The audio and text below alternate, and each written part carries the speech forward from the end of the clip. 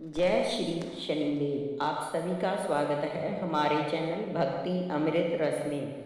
आज हम आपके लिए लेकर आए हैं पवित्र और फलदायी शनिवार व्रत कथा, जिसे सुनने मात्र से शनिदेव की कृपा प्राप्त होती है और जीवन के सभी कष्ट दूर होते हैं। अगर आपके जीवन में भी परेशानियां, आर्थिक संकट या शनि दोष है तो इस कथा को अंत तक जरूर देखें, सुने। तो चलिए शुरू करते हैं शनिवार व्रत की पावन कथा। शनिवार व्रत की पूजा विधि। सुबह जल्दी उठकर स्नान करें और स्वच्छ वस्त्र पहनें। शनिदेव की प्रतिमा या चित्र स्थापित करें। सरसों के तेल का दीपक जलाएं। काले तिल, काली उड़द और तेल अर्पित करें। पीपल के पेड़ के नीचे दीपक जलाएं। शनिवार व्रत कथा का पाठ करें और ओम शं शनिचराय नमः मंत्र का जाप करें। जरूरतमंदों को दान करें। इस दिन व्रत रखने वाला व्यक्ति दिन में केवल एक ही बार भोजन करता है। शनिवार के व्रत की कथा। एक दिन 7 देवता बैठे हुए मनोविनोद कर रहे थे। तभी राहु और केतु भी वहां आ गए और इस बात का विवाद छेड़ बैठे कि समस्त ग्रहों में कौन सा ग्रह सबसे बड़ा है। इसका निर्णय क्योंकि आपस में नहीं हो सकता था, इसलिए समस्त ग्रह देवताओं के राजा इंद्र के दरबार में उपस्थित हुए। इंद्र ने सोचा कि यदि किसी एक ग्रह को मैं महान कह दूंगा तो शेष सारे 8 ग्रह मुझसे रूठ जाएंगे। इसलिए उसने एक उपाय सोचा।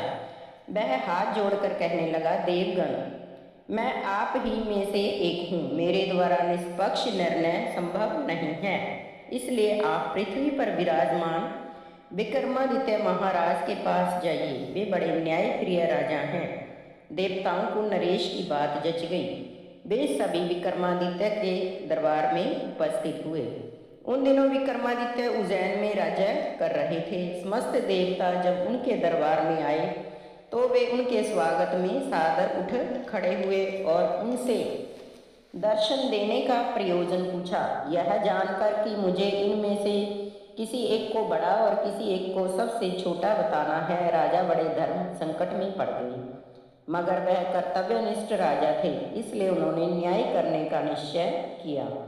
दूरदर्शी विक्रमादित्य किसी एक देवता को अपने मुंह से छोटा या बड़ा कहना नहीं चाहते थे, इसलिए उसने प्रत्येक ग्रह के आसन उसी की प्रिय धातु के बनवाकर इस क्रम में रख दिए कि सोने का आसन सबसे पहले आया और लोहे का सबसे बाद में। फिर उसने देवताओं से आग्रह किया कि वे अपने अपने आसन पर पधारें और आसनों के क्रम से ही ग्रहों में अपना पद जालें।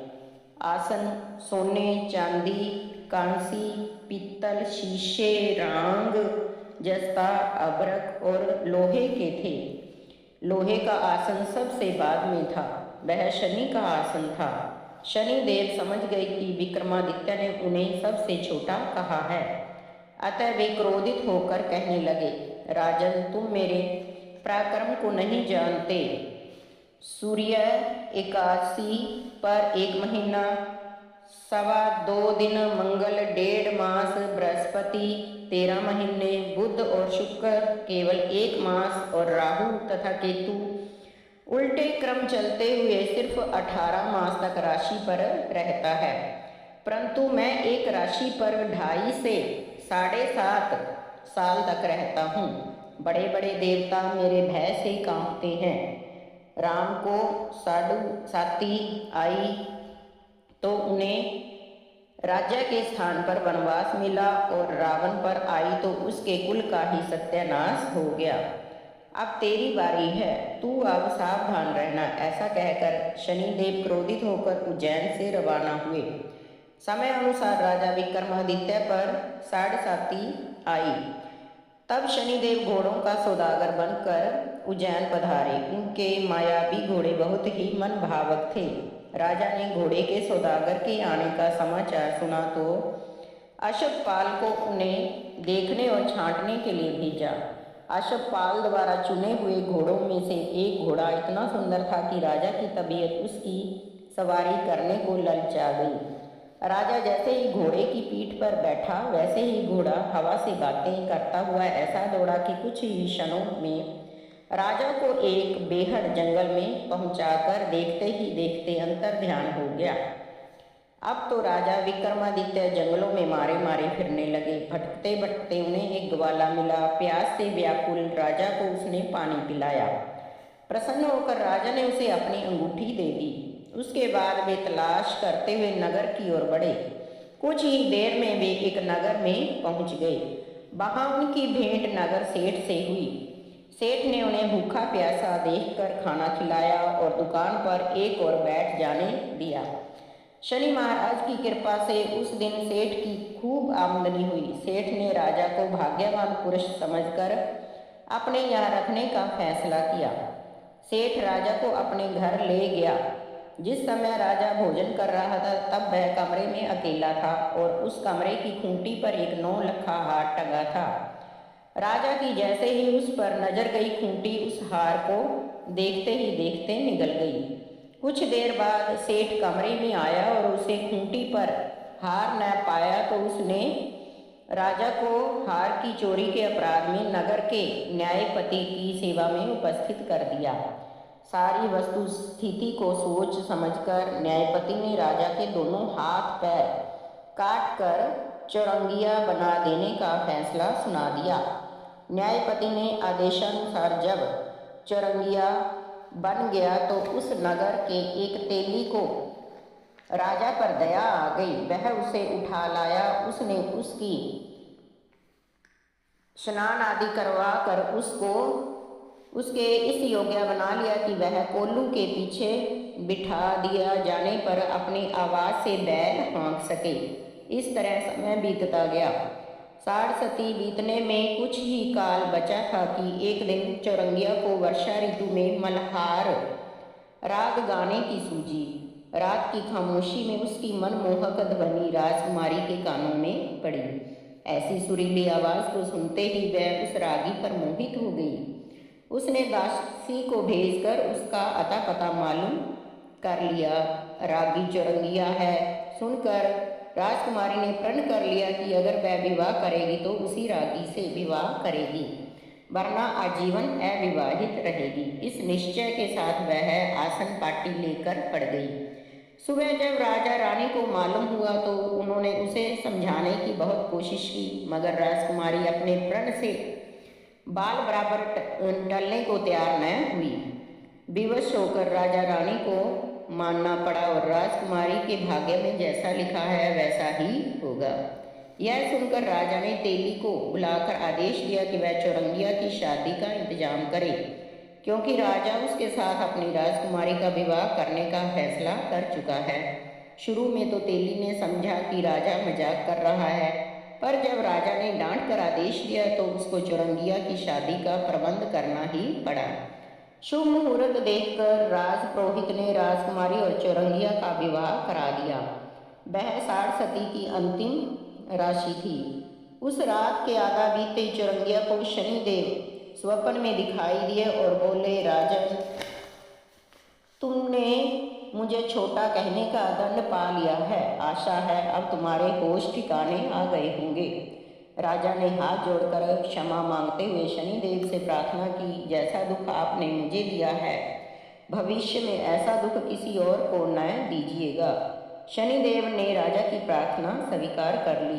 आंख खुलने पर चौरंगिया ने देखा कि उसके दोनों हाथ और दोनों पैर बिल्कुल ठीक हो गए हैं। वह बिल्कुल भला चंगा हो गया था।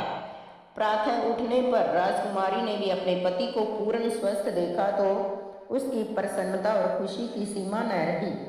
राजा भी अपने जमाता को पूर्ण स्वस्थ पुरुष देखकर बहुत प्रसन्न हुआ और जब उसे पता लगा कि उसका जमाता उज्जैन का विश्वविख्यात विक्रमादित्य है तो उसे अपने सौभाग्य पर गर्व होने लगा। होते होते यह समाचार नगर सेठ के पास भी पहुंचा। उसे अपने पूर्ण कर्मों पर बड़ी गिलानी थी। वह विक्रमादित्य की सेवा में उपस्थित होकर उसके चरणों में गिर पड़ा और उन्हें अत्यंत सम्मान के साथ अपने घर लिवा गया। विक्रमादित्य उसी कमरे में भोजन करने को तैयार हुए जिस कमरे में खूंटी ने हार निगला था। राजा जब खाना खा रहा था तब लोगों ने आश्चर्य से देखा कि खूंटी हार उगल रही थी। वह कौतुक देखकर नगर सेठ ऐसा अभिभूत हुआ कि उसने अपनी कन्या श्री कबरी का विवाह भी राजा विक्रमादित्य के साथ अत्यंत धूमधाम से कर दिया। कुछ दिनों के पश्चात जब राजा विक्रमादित्य अपनी राजधानी में आए तो लोगों को बहुत प्रसन्नता हुई और उन्होंने राजा और दोनों रानियों का अति स्वागत किया। पुनः राज्य स्थापित प्राप्त कर लेने के बाद राजा ने राज्य में घोषणा कर दी कि कोई शनिदेव को छोटा ना कहे। प्रत्येक शनिवार को व्रत रखकर उसकी कथा सुने और उन्हें तेल, काले उड़द, काले कपड़े और तांबे का चढ़ावा चढ़ाए तथा चींटियों को सुबह शाम जिमाया करे। व्रत का महत्व व फल। शनिदेव का व्रत शनि ग्रह के कष्टों व शनि दोषों को दूर करने में सहायक होता है। इस व्रत से जीवन की सारी बाधाएं दूर हो जाती हैं, आर्थिक स्थिति मजबूत होती है, नौकरी और व्यवसाय में सफलता मिलती है। जो व्यक्ति नियमित रूप से यह व्रत करता है उस पर शनिदेव की विशेष कृपा बनी रहती है। तो भक्तों, ये थी पावन शनिवार व्रत कथा। अगर आपको यह वीडियो पसंद आया हो तो लाइक करें, शेयर करें और चैनल भक्ति अमृत रस को सब्सक्राइब जरूर करें। बेल आइकन दबाना ना भूलें ताकि आपको ऐसे ही भक्ति वीडियो सबसे पहले मिले। शनिदेव की कृपा आप सभी पर बनी रहे। जय शनिदेव।